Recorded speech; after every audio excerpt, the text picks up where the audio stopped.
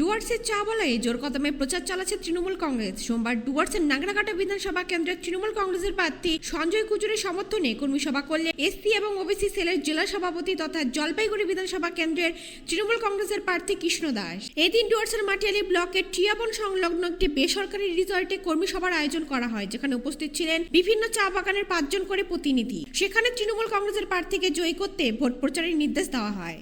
কর্মী সভার পরের দিন তৃণমূল কংগ্রেসের এসসি এবং ওবিসি সেলের মাটিয়ালি ব্লকের চেয়ারম্যান শাহু আলীর নেতৃত্বে 10টি পরিবার বিজেপি ছেড়ে তৃণমূল কংগ্রেসে যোগদান করেন। জলপাইগুড়ি জেলার এসসি এবং ওবিসি সেলের জেলা সভাপতি কৃষ্ণ দাসের দাবি, এবার জলপাইগুড়ি জেলায় 60টি আসনে তৃণমূল কংগ্রেসের প্রার্থীরা জয়ী হবেন, সাফ হয়ে যাবে বিজেপি। এই দিনে সবাই কৃষ্ণ দাস ছাড়াও উপস্থিত ছিলেন নাগরাকাটা বিধানসভা কেন্দ্রের তৃণমূল কংগ্রেসের প্রার্থী সঞ্জয় কুচুর, মাটিয়ালি এসসি ওবিসি সেলের ব্লক সভাপতি তাজমল হক, প্রধান দীপা মিঝার, তৃণমূল কংগ্রেসের নেতা দীপক বুচেল সহ আরো অনেকেই। প্রত্যেকটা বাগান থেকে প্রতিটা বাগান, এদিকে যতগুলো বাগান আছে প্রায় 70টা বাগান, 2টা বিধানসভা মিলে প্রত্যেকটা বাগান থেকে আমরা 5 জন করে নিয়ে আসছি।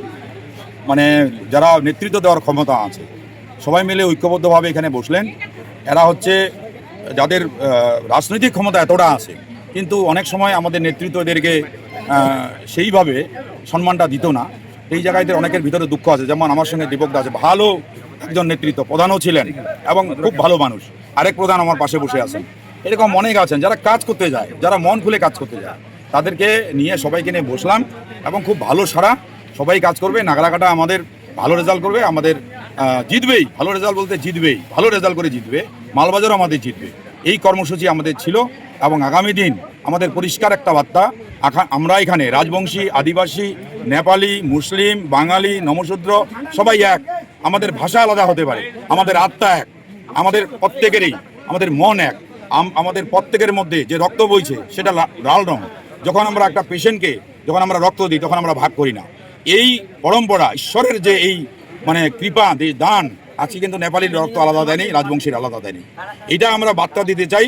ঈশ্বর যে রাস্তায় আমাদের চলাতে শিখাইছে, আল্লাহ যে রাস্তায় আমাদের চলাতে শিখাইছে, গড আমাদের যে রাস্তায় চলাতে শিখাইছে, সেই রাস্তায় আমরা চলবো।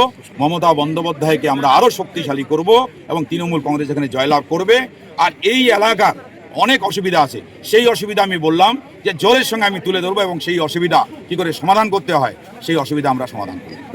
সেখানে মানুষের আশীর্বাদ আছে, আমি জিতবো সেখানে এবং ভালো ভোটে জিতবো। কিন্তু এইসব এলাকাগুলো আমাদের দরকার আছে। আজকে আমাদের দিদি যেভাবে আমাদেরকে দিছে, আমাদের এখানে শুধুমাত্র একটাই অভাব, লিডার। আমাদের গোটা উত্তরবঙ্গের মধ্যে যদি আমরা লিডার ভালো ভালো আরও নিয়ে আসতে পারি, মমতা বন্দ্যোপাধ্যায়ের এই কর্মসূচি, মমতা বন্দ্যোপাধ্যায়ের আদর্শ কেউ ঠেকাতে পারবে না, আমাদের ঐক্য কেউ ভাঙতে পারবে না।